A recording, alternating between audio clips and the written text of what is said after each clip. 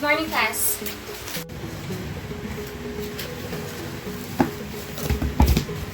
So for today, we're going to talk about maternal regulation. Hoy, Mami! Bakit ba? Tingnan mo yung birdie. Bakit sa isang paa lang siya nakastand? Ang galing! Kasi it's to keep their one leg warm by keeping it close to their body. Ah, kaya pala. Miss Gipolan and Miss Jainar. Baka may gusto kayo i-share dito sa class. Wala po, ma'am. Sorry po. Okay, good. Huwag muna tayo ma-chismis-chismis, guys, okay? Oh, Mr. Fernandez, what is internal regulation? Our lesson for today, ma'am.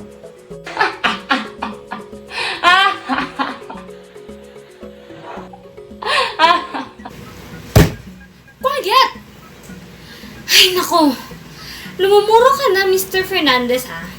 O, sige. For today, we're going to tackle about temperature regulation. Are you ready to listen? Okay, class, open your book.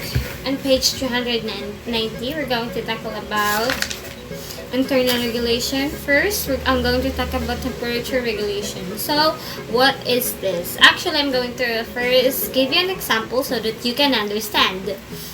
Did you know, guys, the bird who is standing with one leg, there is an explanation with that. Why they're standing in that one leg?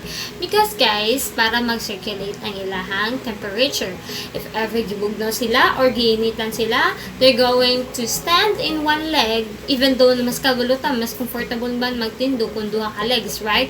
But for them, it's their way to circulate the temperature and to calm their body. Example for human being, guys, is kung kikalintura ta or bugnaw na kayo atong paminaw, you usually hug other people para mag-warm ta o para mag-circulate ang temperature or para mapuli nila or mahatagan nila gamay init sa ilang lawas. That's the reason. Okay, Miss Jainar, what can you say about temperature regulation? So, temperature regulation is biologically a high priority. About 2/3 of our energy is used for basal metabolism, or the energy we use to maintain constant body temperature kahit nakarest tayo. So, there are two types of animals, the poikilothermic and the homeothermic. Poikilothermic includes amphibians, reptiles, and most fishes. Their body temperature matches the temperature of their environment. They lack physiological mechanisms of temperature regulation such as shivering and sweating. Homeothermic naman po is mammals, birds. One exception is that animals become poikilothermic when they hibernate. So they use physiological mechanisms to maintain a nearly constant body temperature despite changes in the temperature of their environment. Homeothermic animals uses both behavioral and physiological mechanisms to control body temperature. So we have two well-known physiological mechanisms. These are sweating and the shivering. So sweating, it is to cool ourselves down when the air is warmer than our own body temperature. Shivering naman is to increase body heat in a cold environment. So, few other behavioral mechanisms of temperature regulation: putting on more clothing or taking it off. This human strategy accomplishes what other mammals accomplish by fluffing out or slaking their fur.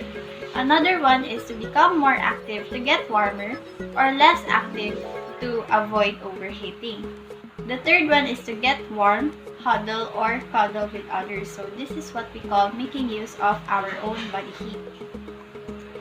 So, advantages of constant high temperature. Bakit kailangan nating i-maintain yung high temperature natin? If we didn't maintain a constant high body temperature, we could eat much less and therefore spend less effort in finding our food.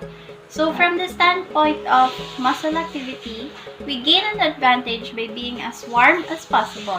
A warmer animal has warmer muscles and therefore runs faster and with less fatigue than a cooler animal. If warmer is better, why not heat ourselves to an even higher temperature? So beyond about 40 degrees or 41 degrees Celsius, proteins begin to break their bonds and lose their useful properties. So reproductive cells require a somewhat cooler environment than the rest of our body. Very good. Okay, Miss Emily, what does our brain do to help regulate our body temperature? The physiological changes that depend body temperature, such as shivering, sweating, and changes in blood flow to the skin, depend on areas in and near the hypothalamus.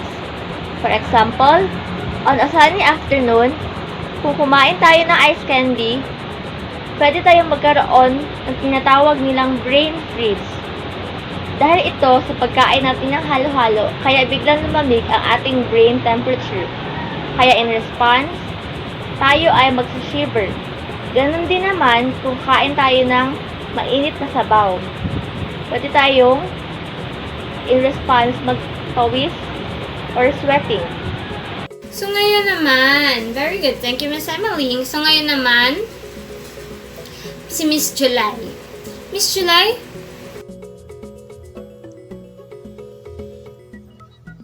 What happened to you? Ma'am, may lagnat po si July. Medyo mataas na po body temperature na. Oh, Iha, bakit ka nagkalagnat? That's because your body is trying to kill the virus or bacteria that causes the infection. Most of those bacteria and viruses will do well if your body is at your normal temperature. But if you have a fever, it is harder for them to survive. Fever also activates your body immune system. That is such an insightful answer, Mr. Fernandez. Thank you. Miss July, kaya pa ba? Kaya pa po, ma'am. Miss Emily, can you bring Miss July to the clinic after our class? Okay? Yes, ma'am. Sige, Miss July.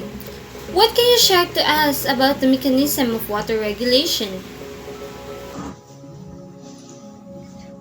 Body water homeostasis is regulated mainly through ingested fluids, which in turn depends on thirst. So thirst is the basic instinct or urge that drives an organism to ingest water. Thirst is a sensation created by the hypothalamus, hypothalamus was the thirst center of the human body po, ma'am. Thank you, ma'am. Magaling! Magaling! That's so perfect! Oh, Miss Chelsea.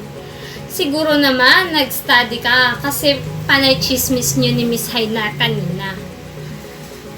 Siyempre naman, ma'am. Chismis ko din sa'yo yung mga learnings ko about sa hypovolemic thirst and sodium-specific hunger. Sige nga, tingnan nga natin.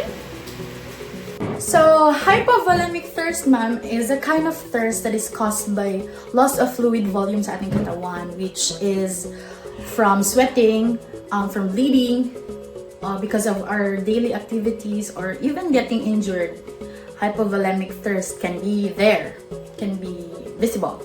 So, pag meron tayong hypovolemic thirst, we tend to have this kind of hunger, or the sodium-specific hunger.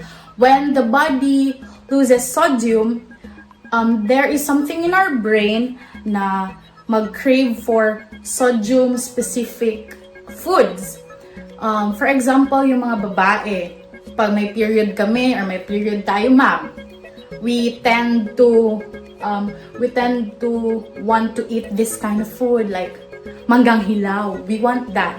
It's like also for the runners, for the hikers, they also need to have this sodium carbonated drinks like the Pocari Sweat. They have this Gatorade in order to have back their energy, ma'am. So, yun po yung hypovolemic thirst and sodium-specific hunger. Yes, ma'am. Very good class! Ang tatalino talaga ng students ko dito, ha?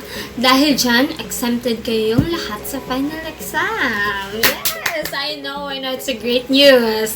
And I'm very happy too. So, guys, your assignment would be write down your learning about our lesson for today. So, that's all. Sige na, class dismissed. Stay safe and stay COVID-free. Goodbye, class! See you soon!